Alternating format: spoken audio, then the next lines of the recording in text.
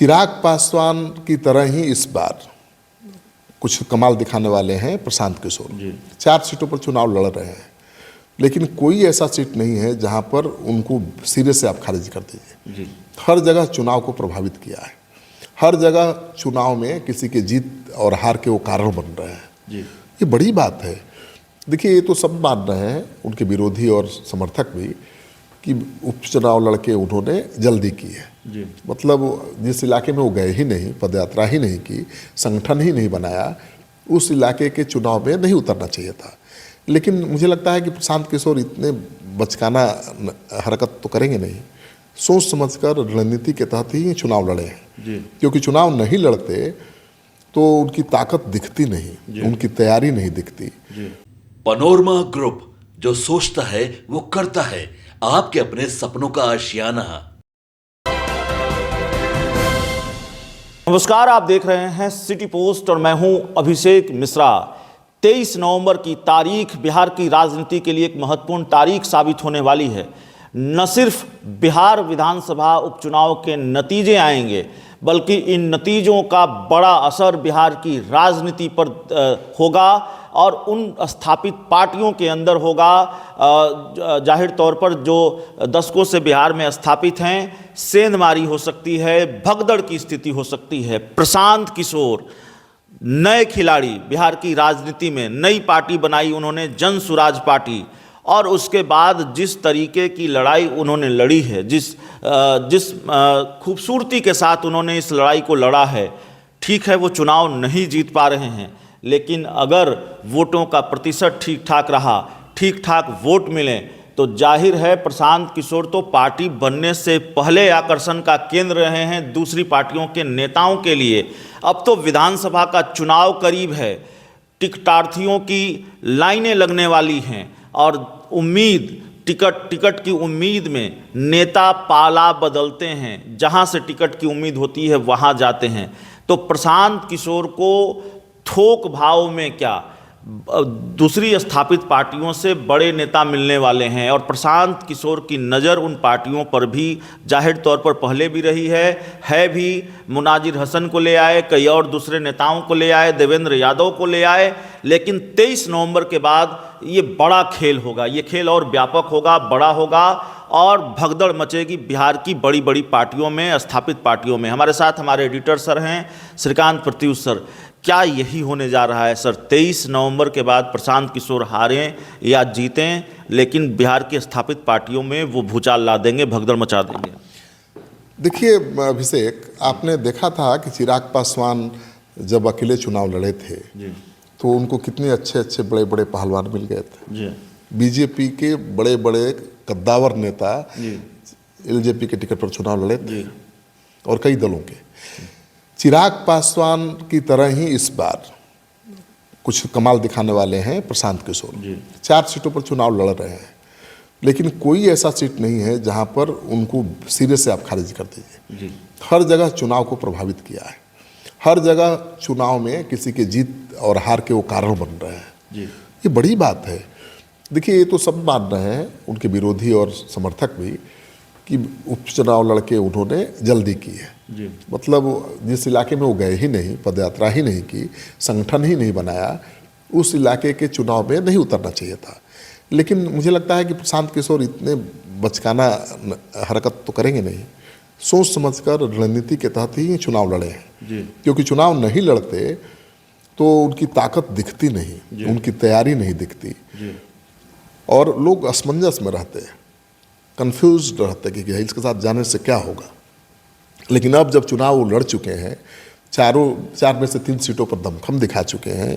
उन्होंने दमखम दिखाया है इमामगंज में, बेलागंज में सबसे ज़्यादा, रामगढ़ में, तरारी में ज़्यादा कमाल नहीं दिखा पाए। लेकिन हो सकता है कि उनकी वजह से ही तरारी में बीजेपी हार जाए। तो जो ताकत दिखाई है और चुनाव लड़ने का एक अलग तस्वीर दिखाई है। बिहार में तो मैंने किसी पार्टी को इस तरह से चुनाव लड़ते हुए नहीं देखा है। ये 4 सीटों का चुनाव था, इसलिए शायद है, क्योंकि अब जब 243 सीटों पर चुनाव लड़ेंगे, कहाँ से हर विधानसभा में 4 कैंप लगाएंगे। लेकिन चारों विधानसभा में 4-4 कैंप लगाए थे। उम्मीदवार को चिंता नहीं थी, उम्मीदवार केवल घूमे, अपना चेहरा दिखा दे, सबको प्रणाम कर ले। चुनाव लड़ रहे थे प्रशांत किशोर और उनका संस्था आईपैक। तो प्रशांत किशोर अगले चुनाव में कमाल दिखाएंगे, ये उम्मीद तो सबको है, या असर डालेंगे उम्मीद सबको है। तो जो बड़े नेता हैं जो चुनाव लड़ना चाहते हैं, चाहे वो जेडीयू के हों, बीजेपी के हों, या फिर एलजेपी पासवान गुट के, वो कहाँ जाएंगे? क्योंकि ऐसे बहुत नेता हैं जो अपने बल पर, अपने दमखम पर 10-20 हज़ार वोट ला सकते हैं, और वो नेता 5 साल तो इंतजार करेंगे नहीं, वो चुनाव लड़ना चाहेंगे।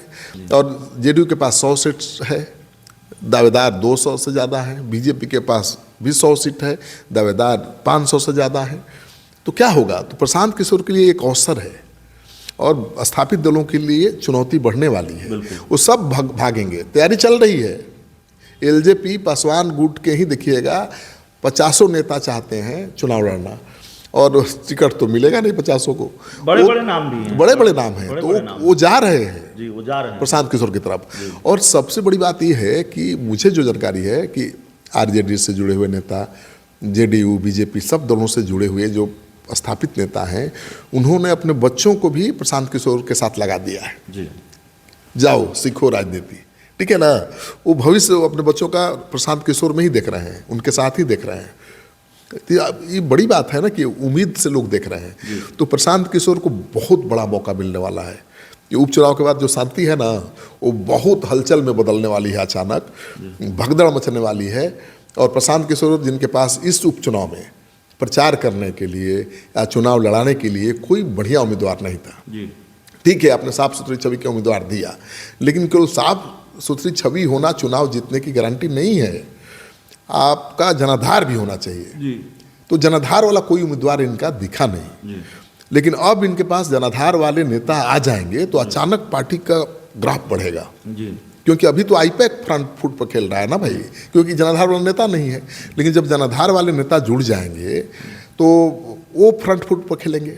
आईपैक बैक में काम करेगा, पीछे से काम करेगा। तो आईपैक जब बैक में काम करेगा तो बड़ा कमाल दिखाएगा। फ्रंट फुट पर खेलेगा तो कोई बड़ा कमाल नहीं होने वाला है, क्योंकि राजनीति तो राजनेता ही कर सकते हैं, आईपैक नहीं कर सकती है। उनका काम क्या है?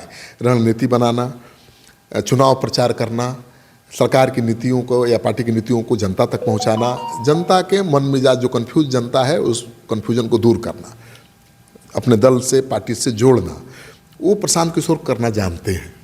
लेकिन प्रशांत किशोर ने अब तो पार्टी बना ली है। अपनी पार्टी के लिए आईपैक का जो पहले रोल था वही रोल होना चाहिए।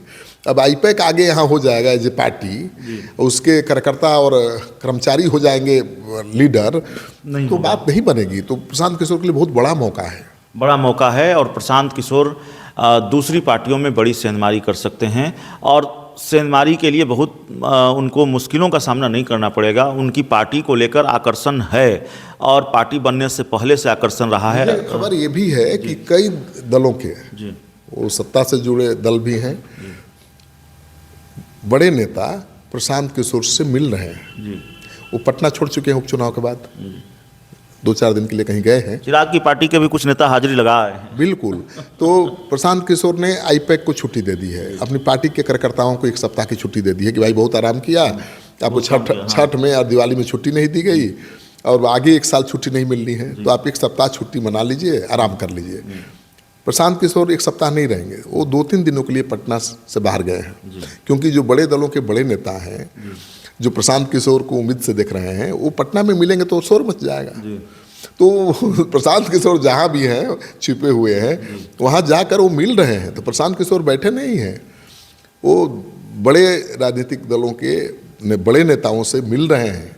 ये बड़ी बात आप बता रहे हैं कि पटना से कुछ किलोमीटर दूर या कुछ हज़ार किलोमीटर दूर प्रशांत किशोर की सीक्रेट मीटिंग हो रही है बिहार के बड़े बड़े नेताओं के साथ, या बिहार की बड़ी पार्टियों के नेताओं के साथ। देखिए, राजनीति में आप ही ज़रा सोचिए कि आप नेता हैं, आप चुनाव 1-2 बार जीत भी चुके हैं, अब आपको पार्टी टिकट नहीं दे रही है, आपका आखिरी पारी है, या कहिए कि तो आप कितना इंतजार करेंगे? बिल्कुल नहीं। जहाँ पहलवान कभी इंतजार करता है, पहलवान कमज़ोर हो या मजबूत हो, वो तो हमेशा ताल ठोकते रहता है। फिर यह भी डर तो है कि अब नहीं तो फिर 5 साल बाद। पहलवान जिंदा तो तभी रहता है जब ताल ठोकता रहे। वो हारे या जीते कोई मायने नहीं रखता, उसको लड़ना चाहिए। जिस दिन लड़ना छोड़ेगा पहलवान खत्म।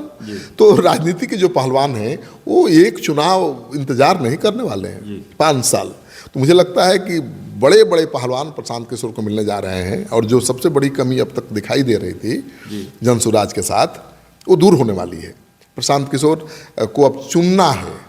देखिए, प्रशांत किशोर की चुनौती भी छोटी नहीं है, क्योंकि आने वाले जुड़ने वाले तो हजारों में होंगे, जो टिकट के दावेदार होंगे सैकड़ों में होंगे। अब उसमें से उनको चुनना है 243।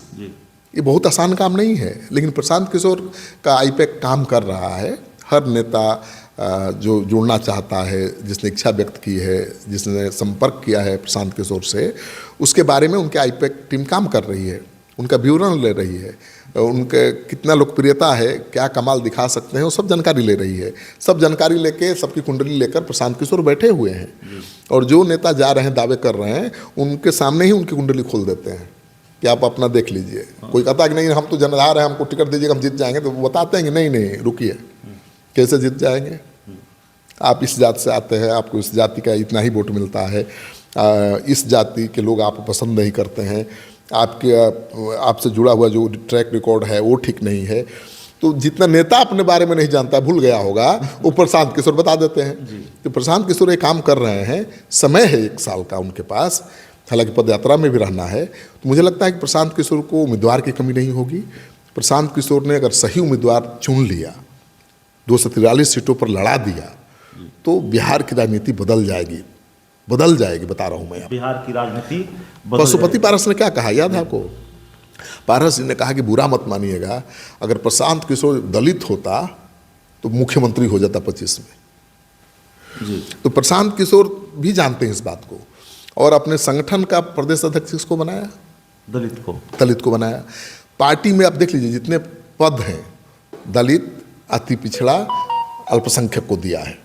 तो प्रशांत किशोर तो बता रहे हैं कि भाई ठीक है, ब्राह्मण कुल में जन्म होना कोई अपराध तो है नहीं, ब्राह्मण कुल में जन्म उनका हुआ तो उनका क्या अपराध है। लेकिन जो पार्टी बना रहे हैं, उनका जो उद्देश्य है, वो तो जो दबे कुचले लोग हैं उनको आगे बढ़ाना है, उनकी राजनीतिक हिस्सेदारी बढ़ानी है, बिहार को आगे ले जाना है, और ये संदेश देने की कोशिश प्रशांत किशोर दिखाई दे रहे हैं। तो मुझे लगता है कि आरजेडी के जगतानंद ने क्या कहा, प्रशांत किशोर पांडे, मतलब ब्राह्मण है तो उनका ब्राह्मण होना बड़ा अपराध है। भाई प्रशांत किशोर कहाँ कह रहे हैं कि मुख्यमंत्री बनेंगे? वो तो करेंगे किसी दलित को या अति पिछड़ा या किसी को ही बनाएंगे मुख्यमंत्री, और ये संकेत साफ दे रहे हैं वो, और देना भी पड़ेगा, उनकी मजबूरी भी है राजनीति करनी है। तो मुझे लगता है कि प्रशांत किशोर को उम्मीद से सब लोग देख रहे हैं। उनके विरोधी भी मानते हैं कि इस तरह से चुनाव की तैयारी कोई राजनीतिक दल नहीं कर सकता है। उनके विरोधी भी मानते हैं कि प्रशांत किशोर को चुनाव लड़ाना आता है। लड़ना आता है या नहीं, ये तो इस चुनाव में दिखा है। उम्मीदवार नहीं थे उनके पास, सही उम्मीदवार नहीं थे, पॉलिटिकल कैंडिडेट नहीं थे, नहीं तो इस चुनाव में भी वो कमाल दिखा सकते थे। लेकिन बच्चा जब छोटा होता है तो कितना भी होनहार हो, अब उसको लड़ाई में कोई लगा देगा, उस पर कोई भरोसा कर लेगा? एक छोटा सा 6 महीने का बच्चा, यही चुनौती रही है, कितना भी तलवार भांजे, उसको परिवार छोड़ेगा नहीं, ठीक है ना, उसकी सुरक्षा करता रहेगा अब खुद। तो मुझे लगता है प्रशांत किशोर को इस चुनाव में, उपचुनाव में लोगों ने बच्चा ही समझा है, और भरोसा नहीं किया है कि बदल देंगे। जो बदलाव वो चाहते हैं वो बदल देंगे। वो चाहते हैं कि जिसको हराना उसको हरा देंगे, इसलिए उनको जितना समर्थन मिलना चाहिए था नहीं मिला। लेकिन अगले विधानसभा चुनाव में ऐसी बात नहीं होगी, तब तक प्रशांत किशोर जवान हो चुके होंगे, उनकी पार्टी जनसुराज जवान हो चुकी होगी। राजनीति में जवान होने के लिए 18 साल का समय नहीं चाहिए, राजनीति में जवान होने के लिए 1 साल का समय भी काफ़ी होता है, और वो तो 2 साल से काम कर रहे हैं, 1 साल और काम करेंगे। तो जवान जनसुराज जब मैदान में उतरेगा तो लोग भरोसा जताएंगे, वोट देंगे, और तब चुनौती बढ़ेगी स्थापित दलों की। चलिए, तो स्थापित दलों की चुनौती बढ़ेगी, सेंधमारी भी होने वाली है। इस पूरी रिपोर्ट में इतना ही। बहुत बहुत धन्यवाद।